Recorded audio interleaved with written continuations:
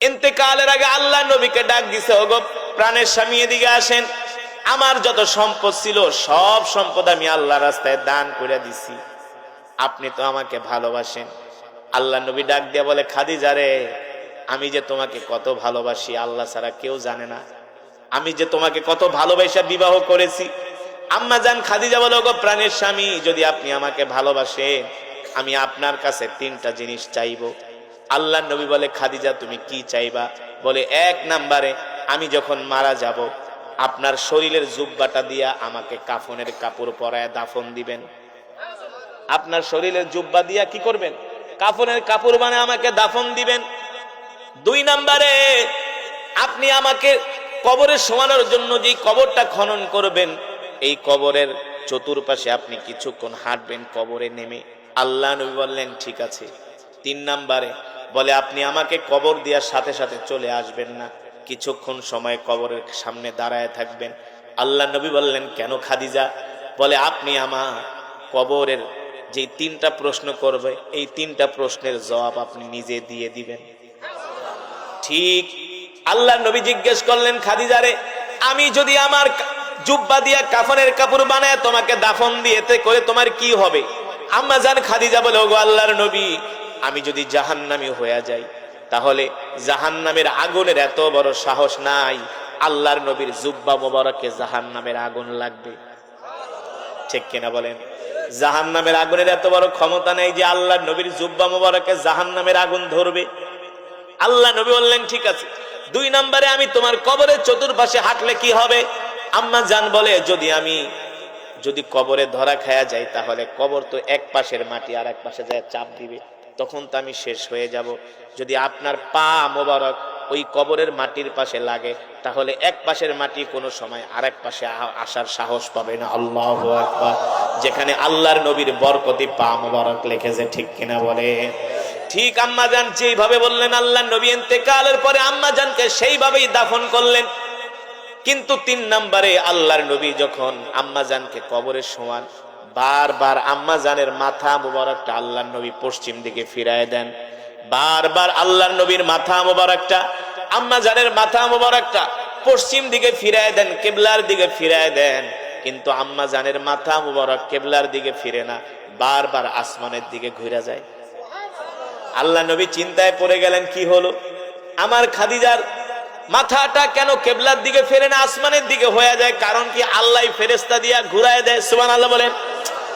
আল্লাহর নবী যখন টেনশনে পড়ে গেলেন, আল্লাহ তাআলা জিবরাইলকে পাঠাইলেন, হে জিবরাইল, যাও যাও আমার হাবিবকে যেয়ে বলো, আমার হাবিব যাতে কষ্ট না পায়। আমি চাই না আমার খাদিজার মাথাটা, চেহারাটা কিবলার দিকে থাকবে, আমি চাই আমার খাদিজার চেহারাটা আসমানের দিকে থাকবে। কারণ আমি আল্লাহ স্বয়ং আরশ থেকে তাকায়া তাকায়া আমি আমার খাদিজার চেহারাটা দেখব। আমার খাদিজা দ্বীনের জন্য, ইসলামের জন্য আমাকে এত ভয় করেছে। আল্লাহু আকবার। আল্লাহ নবী আম্মা জান খাদিজাকে কবর দিয়া তার কবরের পাশে দাঁড়ায় আছি। আল্লাহ নবী যায় না, কান্না করতেছে। আল্লাহ জিবরাইলকে পাঠায় দিয়েছে, জিবরাইল যাও, আমার হাবিব কান্না করে কেন? জিবরাইল আইসা বলে, গো আল্লাহর নবী, আপনি কান্না করেন কেন? আপনি বাড়িতে চলে যান। আল্লাহ নবী বলে, না না না, আমার খাদিজার কবরে দুইজন ফেরেশতা আসবে, আমি আমার খাদিজার পক্ষ থেকে তার সওয়ালের প্রশ্নটা আমি করে দিব। আল্লাহু আকবার। জিবরাইল বলে, আপনার দেওয়ার প্রয়োজন নাই, হযরত খাদিজার তিনটা প্রশ্নের জবাব আল্লাহ নিজেই দিয়ে দিয়েছেন। জান্নাতি কনফার্ম। জান্নাত কনফার্ম হওয়া সত্ত্বেও আম্মা জান খাদিজা কবরকে কত ভয় করতেন। ঠিক কিনা? কিন্তু আমরা সেই কবরের পাশ দিয়া যাই গান বাজাইতে বাজাইতে। হ্যাঁ, আমরা সেই কবরের পাশ দিয়া যাই বিড়ি টানতে টানতে। ঠিক কিনা বলেন? আমরা মানুষকে কবর দেই, কিন্তু আমরা কবরের কথা চিন্তা করি?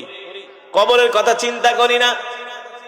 ওই কবর এমন একটা ঘর, আল্লাহ নবী বলেন, যারা কোরআনকে ভালোবাসবে, মনে আছে নাকি?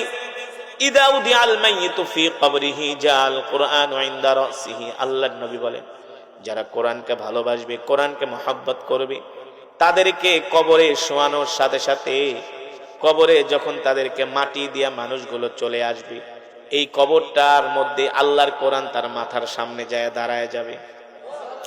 আল্লাহর কোরআন ডাক দিয়া বলবে, বন্ধু তুমি চিন্তা করো না, টেনশন করো না, তুমি ঘুমাও, আমি তোমাকে পাহারা দিতেছি। আল্লাহু আকবার। যখন দুইজন ফেরেশতা কবরে আসবে তিনটা প্রশ্ন করার জন্য, আল্লাহর কোরআন বলবে, এ ফেরেশতারা, মিন আইনা জিতা, কোত্থেকে এসছো? বলে, জিনা মিনাল আরশ, আমরা আরশ থেকে আসছি। কেন কেন? বলে, এই ব্যক্তিকে আমরা তিনটা প্রশ্ন করব। আল্লাহর কোরআন ডাক দিয়া বলবে, উখরুজ মিনাল কবর, কবর থেকে বের হয়ে যাও। ফেরেশতারা বলবে, এমন ধমক তো আমাদেরকে আজ পর্যন্ত কেউ দেওয়ার সাহস পায় নাই। কে আপনি, কে আপনি? আল্লাহর কোরআন বলবে, বের হতে বলেছি, যাও, গেট আউট, বের হয়ে যাও, গেট আউট। আল্লাহর কোরআন ধমক দিল। তখন ফেরেশতারা ডাক দিয়া বলবে, আপনি আমাদেরকে ধমকাবেন না, আমরা আল্লাহর বিশেষ ফেরেশতা, আমাদের কাজ হলো প্রশ্ন করা।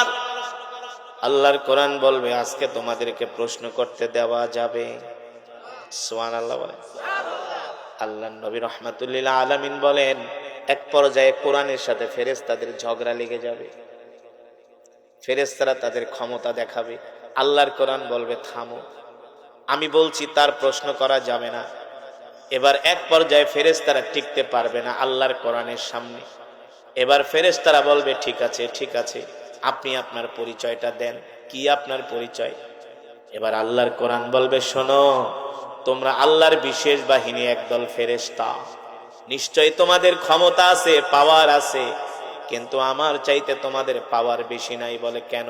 বলে, তোমরা হলে আল্লাহর ফেরেশতা, আর আমি হলাম স্বয়ং আল্লাহর জবানের কালাম। আমি হলাম আল্লাহর জবানের কোরআন, জবানের কালাম। সুবহানাল্লাহ বলে। আপনারাই বলেন, একজন প্রেসিডেন্টের পুলিশের ক্ষমতা বেশি নাকি প্রেসিডেন্টের জবানের কথার দাম বেশি? জোরে বলেন। এখন বর্তমানে বাংলাদেশের প্রেসিডেন্ট, প্রধানমন্ত্রী, উপদেষ্টা হলেন ইউনূস। ইউনূস চাইলে যেই কোনো পুলিশ অফিসারকে খাগড়াছড়ি থেকে বান্দরবান পাঠাইতে পারে। পারে কি পারে না? পারে কি পারে না? এখন যদি ইউনূসের সাথে কোনো পুলিশ টক্কর দেয়, সে পারবে কিনা? কারণ সে হলো ক্ষমতাধর। ঠিক কিনা বলে? আমার আল্লাহ তো এমন আল্লাহ, সারা পৃথিবীর মালিক আল্লাহ, একচ্ছত্র ক্ষমতার মালিক আল্লাহ, বিশাল সাম্রাজ্যের মালিক আল্লাহ। আমার আল্লাহ হলেন রাজাদিরাজ। সারা পৃথিবীর শাসকদের ক্ষমতা শেষ হয়ে যাবে, আমার রবের ক্ষমতা কোনোদিন শেষ হবে? আমার রবের ক্ষমতা কোনোদিন শেষ হবে না। আল্লাহু আকবার। আল্লাহর কোরআন বলবে, ফেরেশতারা কবর থেকে বের হয়ে যাও, তারা ভয়ে বের হয়ে যাবে। আল্লাহু আকবার। আল্লাহ তাআলা আরশের মাঠ কায়েম করবে, হাসরের মাঠ কায়েম করবে। মানুষগুলো ইয়া নাফসি, ইয়া নাফসি বলবে। আল্লাহর কোরআন বলবে, দোস্ত তুমি ভয় করো না, আমি তোমার সাথে আছি। আল্লাহর কোরআন তার হাত ধরে মিজানের পাল্লার কাছে নিয়ে যাবে। মিজানের পাল্লায় নিয়োজিত যে ফেরেশতারা থাকবে, তাকে দেখার পরে বলবে, যান, আপনার আমলনামা মিজানের পাল্লায় দেওয়ার প্রয়োজন নাই, কারণ স্বয়ং আপনার সাথে আল্লাহর কোরআন আছে। এবার যাবে জাহান্নামের কাছে।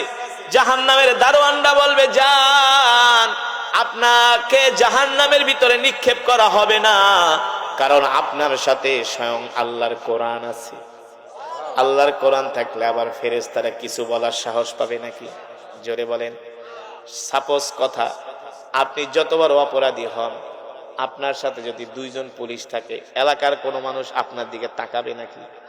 আর যদি সেনাবাহিনী থাকে, তবু বাবারে কি পাওয়ারওয়ালা লোক না, আপনাকে আরো সবাই দেখে ভয় পাবে। ঠিক কিনা বলেন?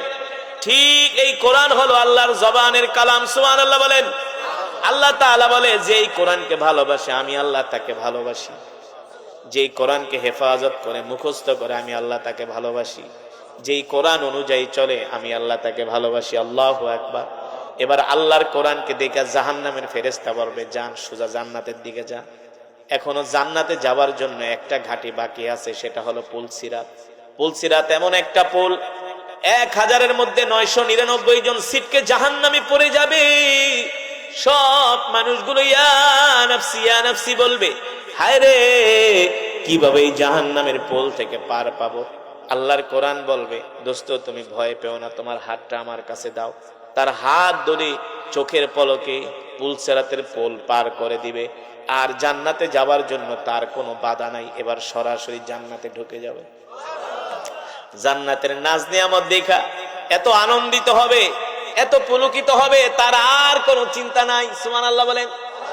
যারা বিদেশ সফর করছেন তারা জানেন অনেক দেশের ইমিগ্রেশন অনেক হার্ড হয়। কি হয়, আমেরিকায় ঢুকতে পারবেন কিনা অনিশ্চিত। এত সোজা ইমিগ্রেশন অফিসার আপনাকে অনেক প্রশ্ন করবে, একটা প্রশ্নের উত্তর যদি দিতে না পারেন, এই যে 22 ঘন্টা জার্নি করে গেলেন বাংলাদেশ থেকে আমেরিকা, আবার আপনাকে ব্যাক পাঠায় দিবে। এমন কত বাংলাদেশের কত এসপি ডিসি সচিবরে পর্যন্ত এয়ারপোর্টে আটকায় দিছে, বিদেশে ঢুকতে দেন, যাও বাংলাদেশ। তখন তার কাছে কেমন মনে হয়? ওই সময় মনে হয় যে মরে যাওয়া ভালো। এত ঘন্টা জার্নি করে যদি আপনি ঢুকতে না পারেন, এর চেয়ে কষ্ট আছে? যখন আমরা বিদেশে যাই মাঝে মাঝে, যখন শুনি ভাই এয়ারপোর্ট খুব গরম, এয়ারপোর্ট কি ইমিগ্রেশন অফিসার খুব গরম, সবাইকে খুব পাসপোর্ট দেখে, এই প্রশ্ন করে ওই প্রশ্ন করে, যখন সে ইমিগ্রেশন অফিসার সিলডা মাইরা পাসপোর্ট দেয়, আরে পাচ্ছি, দোস্তরে ফোন দেয়, দোস্ত আমি কিন্তু ইমিগ্রেশন পার হয়ে গেছি, তাড়াতাড়ি গাড়ি লয়ে আয়। কফির দোকানে যায় কফি খায়, বাপেরে ফোন দেয়, মায়েরে ফোন দেয়, মা ঢুকে গেছি বিদেশে। বুঝেন নাই? ঠিক একটা মানুষ জাহান্নামের ইমিগ্রেশন, মিজানের পাল্লার ইমিগ্রেশন, পুলসিরাতের ইমিগ্রেশন, 3টা ইমিগ্রেশন। প্রথমটা হলো কবরের, কবর পার হয়ে গেছে, এবার যাবে মিজানের পাল্লার কাছে, পার হয়ে গেছে, এবার যাবে জাহান্নামে, পার হয়ে গেছে।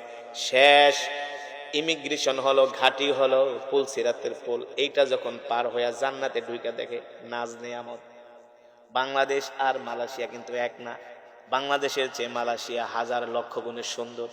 যখন আপনি মালয়েশিয়া ইমিগ্রেশন পার হয়ে লাল নীল বাতি দেখবেন, সুন্দর সুন্দর ফুলের বাগান আর বিল্ডিং দেখবেন, কেমন লাগবে? কেমন লাগবে? একটা সুন্দর দেশে আইছে রে, মনের মতো ঘুরবো, ঠিক কিনা বলে? ঠিক একটা মানুষ জান্নাতে যখন ঢুকবে, আল্লাহ এমন জান্নাত, সুবহানাল্লাহ বলেন, জান্নাত দেখা পাগল হয়ে যাবে, পাগল আত্মহারা হয়ে যাবে। ওই যে বললাম জান্নাতের কার্পেট গুলো হবে 1 হাত উঁচু, পাড়া দিবেন নিচের দিকে ডেবে যাবে। জান্নাতের ভিতরে থাকবে স্বর্ণের গাছ। আর রাস্তায় কোন সুবহানাল্লাহ, ইন্নালিল মুত্তাকিনা মাফাজা হাদাইকা ওয়া আনাবা ওয়া কাওয়াইবা আতরাবা ওয়া কাসান দিহাকা। সব আল্লাহর কোরআন, আমার বানানো কথা না। জান্নাতের ভিতরে দেখলেই ঢুকবেন, ঢুকলেই দেখবেন আঙ্গুরের বাগান। কিসের বাগান? কিসের বাগান? আরো বলেন কিসের বাগান? হাদাইকা ওয়া আনাবা, আঙ্গুরের বাগান, ঠিক কিনা বলেন? ওয়া কাওয়াইবা আতরাবা, জান্নাতে ঢুকেই দেখবেন সুন্দর সুন্দর রমণীরা দাঁড়ায় আছে। কি কি সুন্দর সুন্দর রমণী হুরেরা দাঁড়ায় আছে, তাদের চেহারা এমন সুন্দর, কেমন সুন্দর বলবো? কেমন সুন্দর হবে হুর বলবো? যাদেরকে কোনোদিন দুনিয়ার চোখ দেখে নাই। হুরদের শরীর হবে এমন নরম, কেমন নরম, ডিম ভাঙলে ডিমের কুসুমটা ধরছেন কোনোদিন হাত দিয়া, হলুদ অংশটা, ডিম ভাঙলে ডিমের হলুদ অংশ কুসুমটা যেমন নরম, হুরদের শরীরগুলো হবে এমন নরম। হুররা এত সুন্দরী হবে, তাদের হাড্ডির ভিতরে যে মগজ আছে সেই মগজ পর্যন্ত দেখা যাবে। সুবহানাল্লাহ। হুরদের দাঁতের আলোতে পুরা পৃথিবী আলোকিত হয়ে যাবে। হুরদের চুলগুলো থাকবে গোল্ড কালারের। ফর এক্সাম্পল, মেয়েরা দেখবেন গোল্ড কালার করে চুলে, করে কি করে না? কেন করে? কালো চুলের ভিতরে একটু গোল্ড কালার করলে দেখতে ভালো লাগে, ঠিক কিনা বলেন? জান্নাতীদের চুলগুলো থাকবে স্বর্ণের মতো চিকচিক করবে। আল্লাহ তাআলা এক একজন বান্দাকে কম হলেও 70টা হুর দিবে। হুরগুলো ডাকবে, আসো আমার কাছে, আসো আমার কাছে, আসো এই ঘরে, আসো ওই ঘরে, আসো। কেমন লাগবে? কেমন? এই সলিমুদ্দিরা কথা কয় না, কেমন লাগবে?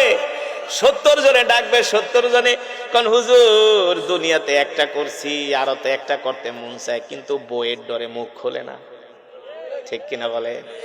বিয়ে একটা করছেন, আরেকটা করতে মন চায়, বুক ফাটে তো মুখ কথা কয়। যে কয় যে হুজুর বিয়ে আমি একটা করছি আর করতে মন চায় না, তাইলে বুঝবো এটা 1 নাম্বার পুরুষ না, ঠিক কিনা বলেন? আর যে একটা করার পরে বলবে আমার আরো একটা করতে মন চায়, আরো একটা, আরো একটা, কয়টা পর্যন্ত জায়েজ আছে? জোরে বলেন। মা বোনেরা, আপনারা আবার আমার বিরোধিতা করেন না যে হুজুরে কি কোন, আপনাকে 4টার দরকার নেই, একটাই করেন। কিন্তু যদি আল্লাহর রাসূল বলছেন 4টা জায়েজ আছে, ঠিক আছে, কিন্তু যদি তুমি একটা নিয়ে সন্তুষ্ট থাকো, তাকে পরিপূর্ণ দেওয়ার পরে যদি প্রয়োজন ইনসাফ করতে পারো তাইলে করবা, এছাড়া না। আল্লাহর নবী বলেন 70টা করে হুর দেওয়া হবে। 70টা হুর এক এক হুর ডাকবে, আসো আমার ঘরে আসো, আমার ঘরে আসো। মা বোনেরা আবার মনে করেন ওই জায়গায় হিংসা করবেন, ওখানে হিংসার কোনো সুযোগ নাই। হিংসা অহংকার সব দুনিয়াতে, জান্নাতে কোনো হিংসা অহংকার। এক একজন পুরুষ হয়ে যাবে 25 বছরের যুবক। কত বছরের? এবার 25 বছরের সাথে কয় বছর মিলে? 18 বছর। জান্নাতের হুর গুলো থাকবে 18 বছরের। এক একজনের চেহারা এমন সুন্দর, আল্লাহু আকবার, এমন সুন্দর, এমন সুন্দর চোখগুলো, এমন সুন্দর চোখগুলো, এত সুন্দর চেহারাটা, এত সুন্দর, মানুষ পাগল হয়ে যাবে। আল্লাহর নবী বলেন একটা হুর যদি জান্নাতে আয়েশা শুধু উকি মারতো, তার দাঁতের আলোতে সারা পৃথিবী আলোকিত হয়ে যেত। এত সুন্দর। এই হুর কারা পাবে? যারা দুনিয়াতে বেশি বেশি গাঞ্জা খাবে, ফেন্সিডিল খাবে, মদ খাবে, মমতাজের গান শুনবে, পিটায় লাল করে ফেলাইবে। ঠিক কিনা বলে? এই হুর কারা পাবে? যারা তাহাজ্জুদের নামাজ পড়বে, ফজরের নামাজ পড়বে, এশারের নামাজ পড়বে, শীতের ভিতরে ঠান্ডা পানি দিয়ে ওযু করে, যারা সকাল সন্ধ্যা কোরআন পড়ে, কোনো গুনাহ করে না, কোনো বেগানা মহিলার দিকে তাকায় না, সিগারেট খাইতে মন চায় খায় না। ঠিক কিনা বলেন? বন্ধু বান্ধবের সাথে খারাপ আড্ডায় যায় না। ঠিক কিনা বলেন? আজান দিলে সবার আগে আগে মসজিদে চলে আসে না। আর যারা গাঞ্জার পোটলা নিয়ে দূরে, গাঞ্জটিরা তো দুনিয়াও বরবাদ, আখেরাতও বরবাদ। গাঞ্জা বানাইতে বানাইতে আঙ্গুল কাটলি। এই গাঞ্জটিরা, ফেন্সিডিল খররা, ইয়াবা খররা, হারাম খররা, শুনে রাখ, তোকে দুনিয়াও শেষ। খাসিরাত দুনিয়া ওয়াল আখিরাত। না দুনিয়া পালি না আখিরাত পালি। ঠিক কিনা বলেন? যদি আখিরাত পাইতে চান দুনিয়াকে ছেড়ে দেন। ঠিক কিনা বলেন? 5 ওয়াক্ত নামাজ আজ থেকেই ধরেন। ঠিক কিনা বলেন? এবার যখন কোরআন তাকে জান্নাতে ঢুকায় দিবে, এবার জান্নাতে ঢুকায় দেওয়ার বলবে, দোস্ত তুমি না থাকলে তো আমার অবস্থা খারাপ হয়ে গেছিল। কবরে ঢুইকাই দেখি অন্ধকার, কিছু দেখা যায় না। তুমি আইসা কোরআনটাকে আলোকিত, কবরটাকে আলোকিত করলা। তুমি তো জাহান্নামের আগুন থেকে বাঁচাইলা, মিজানের পাল্লা থেকে বাঁচাইলা। তুমি তো আমাকে পুলসিরাতের পুল পার করে জান্নাতে ঢুকাইলা। কি তোমার পরিচয়? কোথায় তোমার বাড়ি? কোথায় তোমার ঘর? এবার আল্লাহর কোরআন ডাক দিয়া বলবে, দোস্ত মনে আছে নাকি ওই যে একজন কারি সাহেব আসছিল কুতুবপুরের ওয়াজি, কোরআনের তেলাওয়াত শুনে দৌড়ায় দৌড়ায় কোরআনের মাহফিলে গেছিলা, বৈশা বৈশা কোরআন শুনছিলা, চোখ দিয়া পানি ঝরছিল, আর মনে মনে তওবা করছো, আর কোনোদিন গুনাহ করবা না। সেই দিন থেকে তুমি হেদায়েত প্রাপ্ত হয়ে গেছো। সেই দিন থেকে আর কোনোদিন নামাজ ছেড়ে দাও নাই, রোজা ছেড়ে দাও নাই, কোরআন ছেড়ে দাও নাই, জিকির ছেড়ে দাও নাই। এই চোখ দিয়া কোনোদিন হারাম জিনিস দেখো নাই, একটা আদনা থেকে আদনা গুনাহ করো নাই। ও বন্ধু, সকাল সন্ধ্যা তুমি আমাকে তেলাওয়াত করতা, হাফেজ সাহেবদের পিছনে রমজানে দাঁড়ায় দাঁড়ায় কোরআন শুনতা। এই দুনিয়াতে তোমার অনেক খারাপ কাজ করতে মনে চেয়েছে, আল্লাহর কোরআনের ভয়ে করো নাই, আল্লাহর ভয়ে করো নাই। আজকে আমি কোরআন, তুমি দুনিয়াতে আমাকে ভালোবাসছো, তুমি আমাকে ভালোবাসছো দেখে আজকে কবরে আমি তোমাকে ভালোবেসে জান্নাত পর্যন্ত পৌঁছে দিয়ে গেলাম। থাকো, কি করো? থাকো। মাঝে মাঝে আমরা বিদেশ যাই, গেলে নতুন দেশে গেলে এয়ারপোর্ট থেকে কিছুই চিনি না, নতুন দেশ না, কিচ্ছু চিনি না। যখন একটা বাংলাদেশি পাই, আইসা, হুজুর আসসালামু আলাইকুম, ভালো আছেন? হুজুর দেশের থেকে আসছেন? হ্যাঁ। হুজুর কয়দিন থাকবেন? কই যাবেন? কই ভাই কিছু চিনি না, এই যে এই ঠিকানায় যাবো। তখন বাংলাদেশি পাইলে হুজুর চলেন হোটেলে আপনার আগে খাওয়াই। কি করি? খাওয়াই। এবার বিদেশ গেছি, মালয়েশিয়া এক বাঙালি আমার আইসা পিছন থেকে জড়ায় দিচ্ছে, হুজুর কই যাবেন? আমি বলছি কুয়ালালামপুর। হুজুর আসেন, আমার গাড়ি আপনার জন্য রেডি। আমি কই না, আমি তো যাব আমার মতো করে। না হুজুর, আমি আপনার হোটেল পর্যন্ত পৌঁছাই দিই। তখন কি আনন্দ লাগে, হ্যাঁ? অপরিচিত ঢাকা শহরে তো 52 বাজার 53 গলি চিনে না অনেকে, গ্রামের থেকে আইলে গোলক দাদায় পড়ে যায়, ঠিক না? তো বিদেশের ব্যাপার, তখন যদি একটা লোক পান পরিচিত, আপনাকে যদি আদর করে, তাহলে কেমন মনে হবে? আর কোনো চিন্তা লাগবে? ভাই আপনি যতক্ষণ আছেন কোনো চিন্তা আল্লাহর কোরআন সেই দিন আপনাকে আমাকে পথ দেখায় দেখায় জান্নাত পর্যন্ত পৌঁছে দিবে। কিন্তু জান্নাত পর্যন্ত তো যে পৌঁছে দিবে ঠিক আছে, কিন্তু সেই কোরআনকে তো দুনিয়াতে ভালোবাসতে হবে, ঠিক কিনা বলেন? দেখেন কিছু মানুষ ওয়াজ একটু শুনেই গেছে, আছে না, এইটুক ধৈর্য কুলায় নাই। আর যদি আজকে আর্জেন্টিনা ব্রাজিলের ফুটবল খেলা হইতো, রাত 3টা পর্যন্ত জায়গা জায়গা খেলা দেখত, কোন নায়িকা গায়িকা যদি এখানে নাচ দিত, দেখতেন ওরে বাবা এলাকার সব কুত্তা কাত্তি সবাই পড়তো, ঠিক কিনা বলেন? হুমরি খায়া পড়তো। হ্যাঁ, রাত 3টা বাজে আরো, রাত যত গভীর হয় বিড়ির টান তত বাড়ে, গাঞ্জার মজা তত বাড়ে, ঠিক কিনা বলেন? হ্যাঁ, দুনিয়াতেও মজা নিবা, আখেরাতেও মজা লইবা, এত সোজা না। আখেরাতের মজা পেতে হলে দুনিয়া বাদ দিতে হবে। রাজি আছে? তাহলে আজকের মাহফিল থেকে আমরা ওয়াদা করব, জীবনে আর যতদিন বাঁচবো কোনোদিন আর নামাজ ছেড়ে দিব না। রাজি আছেন? জীবনে যতদিন বাঁচবেন কোনোদিন আর নামাজ ছেড়ে দিবেন না। কে কে রাজি আছেন? হাত উঠে আল্লাহকে দেখেন, হাত সোজা করেন, সোজা সোজা ডাক দেন, ইয়া আল্লাহ। আরো জোরে বলুন, ইয়া আল্লাহ। ওয়াদা করলাম আর কোনোদিন নামাজ ছেড়ে দিব না, আল্লাহ গুনাহ করব না, আল্লাহ গুনাহ করব না, আল্লাহ গুনাহ করব না। আল্লাহ আমাদের কবুল করে নেন। হাত নামান, নামাজ পড়বেন তো? কয়েক তো অনেকের চেহারার দিকে তাকাইতেছি, ভালো মনে হইতেছে না। কয়েক তো, মাশাআল্লাহ, আল্লাহ কবুল করুন। কবরে যেতে দিব না। দেখেন এখন মারা যান সর্বোচ্চ সকাল 9টা, না সর্বোচ্চ সকাল 9টা। এই শরীর থেকে দামি জামা কাপড় গুলা খোলায় ফেলাই। যুবক, তোমার মোটরসাইকেলের মালিক হবে আর একজন, না? তুমি যে ঘরে ঘুমাতা অটোমেটিক অন্য জনে এসে তোমার ঘর দখল, তোমার অস্তিত্বই থাকবে। এখন মরে যাবেন, মাইকিং যে করবে সেটাও বলবে অমুকের ছেলে অমুক মারা গেছে। আত্মীয় স্বজন আইসা জিজ্ঞেস করবে না, এই যে মারা গেছে কামাল কোথায়, এটা জিজ্ঞেস করবে। কি বলবে? কি বলবে? লাশটা কোথায়। তার মানে মানুষ মারা যাওয়ার সাথে সাথে তার একটা পরিচয় বিলুপ্ত হয়ে যায়, সেটা হলো নাম। সেটা হলো কি? ইসিম, তার নাম। আল্লাহ রসুল বলেন মানুষ মৃত্যুর সাথে সাথে তার নাম বিলুপ্ত হয়ে যায়, তার নাম আর কেউ। সুতরাং এই দুনিয়া একটা ধোঁকা। এই দুনিয়া কি? কে বলছেন? আল্লাহ তাআলা। যুবক, 5টা ওয়াক্ত নামাজ পড়ো, আল্লাহর হুকুম মানো, দাড়িটা রাখো, দেখবা কি মজা লাগে। শান্তি, শান্তি, ঠিক কিনা বলে? শান্তি। আল্লাহ তাআলা আমাদের সকলকে আল্লাহ তাআলার হুকুম মানার 5 ওয়াক্ত নামাজ পড়ার তৌফিক দান করুন। এই মাহফিলকে আল্লাহ কবুল করুন, এলাকাবাসীকে কবুল করুন। এই মজমার এই মাহফিলের যত সওয়াব হয়েছে আল্লাহ তাআলা অত্র এলাকার গোরস্থানে কবরে সকলের কবরের সওয়াব পৌঁছে দেন। আল্লাহ তাআলা এই মসজিদকে কবুল করুন বলি আমিন।